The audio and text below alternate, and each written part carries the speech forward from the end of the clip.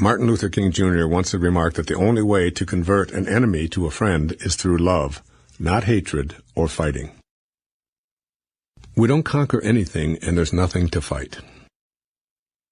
Consider the results we've achieved when we tried to fight something in order to conquer it. For example, ever since war was declared on poverty, there's more of it in the world than ever.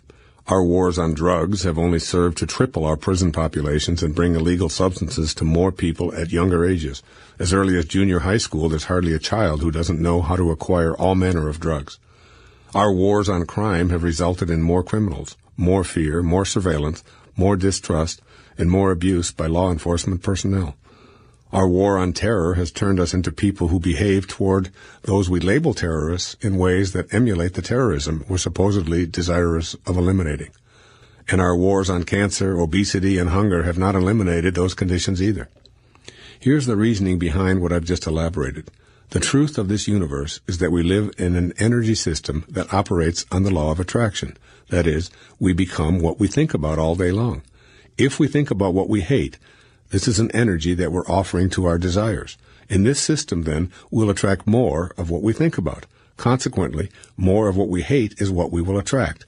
We act on our thoughts. Our thoughts of hate, violence, fighting, and war generate actions of hate, violence, fighting, and war.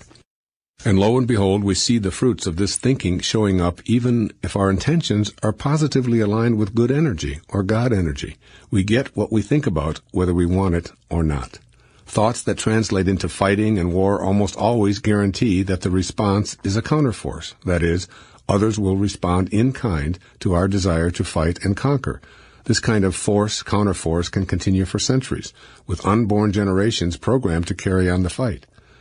This same understanding of how fighting weakens us and generates more imbalance in our lives is applicable to our experience with addictions. We can become addiction-free relatively quickly if we make a decision to eliminate fighting and conquering from our efforts.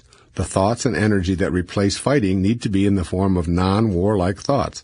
As Emerson said so succinctly, the remedy of all blunders, the cure of blindness, the cure of crime, is love.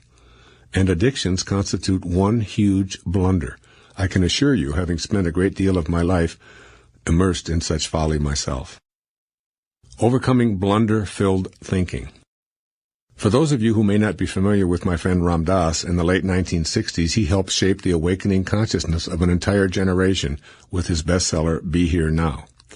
One of my favorite Ram Dass stories is the one he tells about an early encounter with Neem Karoli Baba, his guru in India. Ram Dass brought some capsules with him to India that were designed to dramatically alter one's state of consciousness. Neem Karoli Baba confronted Ram Dass about these pills and asked him to give all of them to him. Ram Dass thought that he'd brought a long-term supply of this very powerful psychedelic substance, yet he watched in horror and amazement as this enlightened being swallowed all of them right before his eyes with no visible reaction. His guru then asked him if he had any more, since these obviously weren't working. After telling this story, Ram Dass concluded with one of his most sagacious observations. "If you're already in Detroit," he said, "then you don't have to take a bus to get there." Addictions of every description are vehicles that people board in order to get someplace higher, more pleasurable, more peaceful, more tuned in and turned on, and so on. But if you're already aligned with this energy, then it's obviously unnecessary to climb aboard any vehicle headed to a place where you currently reside. I've played with addictions and addictive behaviors for a large part of my life. In fact, I'd say that these various addictions have been among my greatest teachers, allowing me to see that there's a higher level of consciousness and blissful awareness available to us all. But I'm also aware that using substances of non-well-being in order to experience this separate reality is assuredly a counterfeit means of doing so. I'm essentially addiction-free, and I want you to know that I didn't get to this place by fighting my addictive nature. In fact, the more I tried to conquer addictions at various stages of my life to things such as sugar, soda pop, caffeine, nicotine, alcohol, and certain drugs, the more they'd gain a foothold on me. Force, counterforce. I'd apply my weapons, and they'd bring out their artillery, with my body as the battleground where the war was being waged. I was blundering my way into deeper addiction. Earlier, I quoted Ralph Waldo Emerson, who said, "The remedy for all blunders is love." And being in balance, to me, is about alignment. And I'd like to just take you down that path just a little bit here this morning about what it means to get yourself back into balance in your life. We are out of balance emotionally and in our minds and what we are capable of attracting and doing with ourselves because we're not aligned with our source. We're not aligned with Tao. When you are aligned, it means that whatever thoughts that you have about what it is that you would like to do, that what you would like to create, about how you would like your relationships to go, about your ability to attract prosperity into your life, about your ability or your capacity to heal yourself of anything that might come your way, anything at all that might come your way. If you have the willingness to give the same energy to what it is that you are desiring for yourself. As Katie was going through, can I talk about your eye? Is that okay? Okay. I'm asking permission in front of thousands of people here. But Katie was literally going blind and had to go through corneal implants from cadavers twice. And as she was getting ready and prepared to do the last one, we were talking and I would ask her about it. And what always impressed me so much was she would give the kind of energy to what she wanted rather than having it be totally, completely out of balance. And that's what this is all about. So that as she was going in to have a cornea transplanted from a dead person into her eye so that she could see, talk about seeing through another person's eyes, always she would say to me, no, it's going to work out fine. It's going to be great. It is my intention that, and there was never this out of balance kind of thinking which says, this is what I want. This is what I want to attract. This is what I want to create for myself, whatever it might be. In this book, I deal with it in every single area of our lives. I think it's true in addictions and overcoming addictions. It's true and if you have obesity problems or weight problems, issues like that. I think it's true in overcoming relationship struggles or difficulties. The opening chapter says, an infinity of forests lies dormant within the dreams of one acorn. Listen to that. An infinity of forests lies dormant within the dreams of one acorn. One little seed has a dream, and that dream is so powerful that it can manifest and create just from that dream inside of that, and it literally can do that. The potential that is in the dreams of this tiny little acorn can bring and attract to the world an endless number of trees. I used to say, anyone can count the number of seeds in an apple, but no one can count the number of apples in one seed. When you have dreams or desires or things that you would like to create or attract for yourself into your life, and they're way up here, they're big, but the Tao says that sages never attempt big things. They don't have to do big things. It says in there's a line that says you can get anywhere from here. As long as you're here in your mind, as long as you stay here with what is true. 19 years ago, I drank every day. I never was drunk. It wasn't like I was out there, out of control or anything. I drank every day. And I had a teacher in India who said, if you want to reach the level of consciousness that I would like you to be able to go to, you'll have to live a life of sobriety. And I said, I have no trouble with sobriety. I just like to have a few beers every day, if you don't mind, after I run.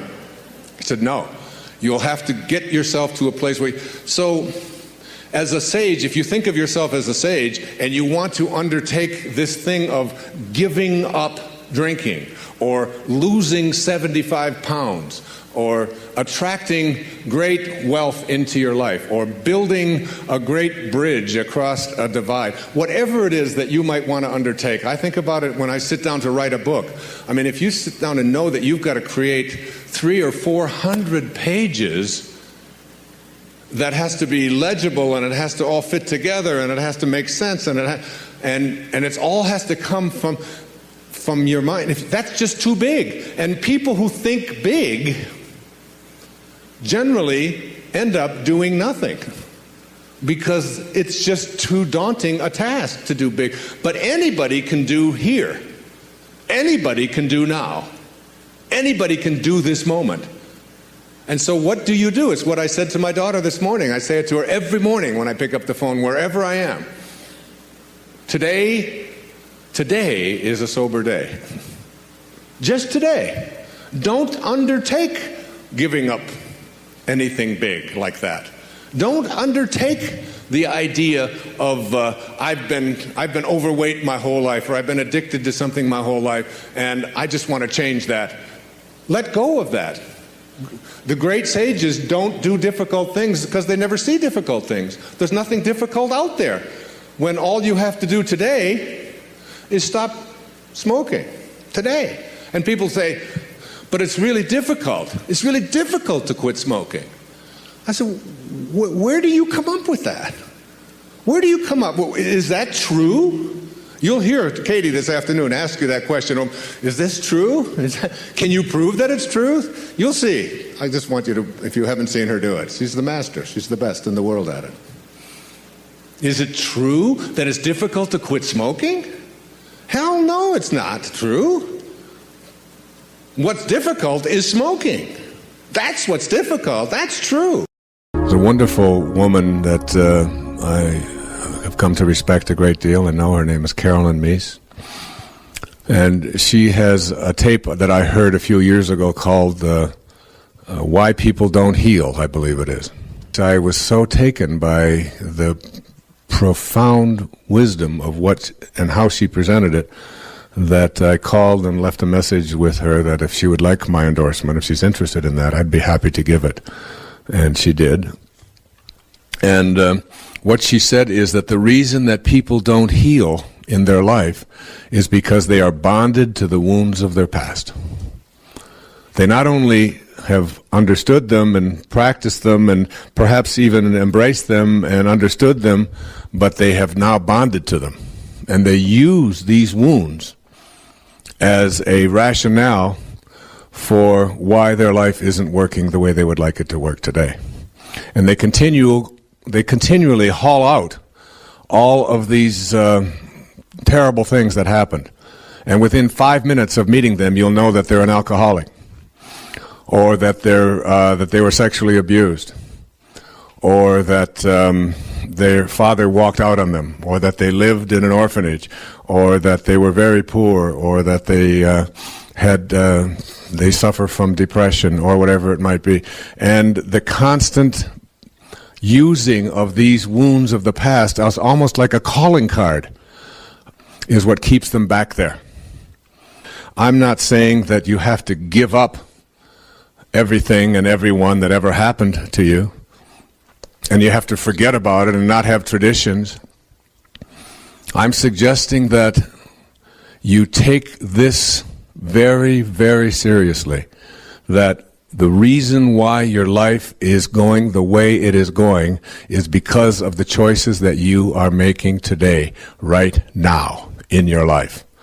And that anything else that you are using that is back here in the wake as a rationale or an explanation for why your life isn't going the way you would like it to go is nothing more than an excuse to which you will bond yourself, and as a result of that bonding, you will keep yourself back, living in those obstacles, rather than creating an intention of what you want to have for yourself in your life. And it's a very common thing to do. And on the extra mile, you'll find people. I remember Castaneda's teacher telling him, you'll know when you are free from your personal history, because he said, look, if you don't have a story, you don't have to live up to it, which is pretty good. You just don't have to live up to your story. He said the way that you will know that you are free from this is that you should check yourself into the seediest motel that you can possibly find, with cockroaches in it, and with the paint that is, chipped off the walls, and the most unpleasant kind of place that you can check yourself into, and don't tell anyone that you're there. And you stay in that room and don't come out until it makes no difference to anyone whether you do or you don't. How's that for a test? Until you get free from this idea of what somebody else might think or what might say or might begin to use on you. And most of this stuff that is in our past is all related to our family. My mother, my father, my siblings, my in-laws, whatever. And I've suggested that you look at all of the things that you have allowed in your past to be the reasons why, particularly in your relationships with your family, and just say to yourself, I no longer have a personal history. You know? I am not attached to any of that at all. I look upon my personal history, and I have for a long time, as one of the great advantages of my life. Because I feel that when we come here, we have a heroic mission, and that it was my dharma, my destiny, my path, if you will, to teach self-reliance. I've never done anything else since I was a little boy. And my entire professional life and all of my teaching and all of the work that I've done, all of the books have all been directed towards just teaching people about self-reliance. And it's almost as if God said, if you really want to teach self-reliance, then you'll have to get your little ass into an orphanage and spend a few years there learning to rely upon yourself. And once you learn how to do that, once you have that experience of how to do that, then you'll never use it as an excuse or a rationale or a reason why you can't get something done yourself. You don't have to blame anybody else. You'll know to rely upon yourself, and it won't be because of something that you learned in a book or that you heard on a tape. It'll be because you have made conscious contact with self-reliance. And you had to have it, and you had to do it. And the people that I have had the greatest amount of respect and admiration for over the years are the people who have been through it, understood it, written about it, or told other people about it, and let it go, and moved on in their life.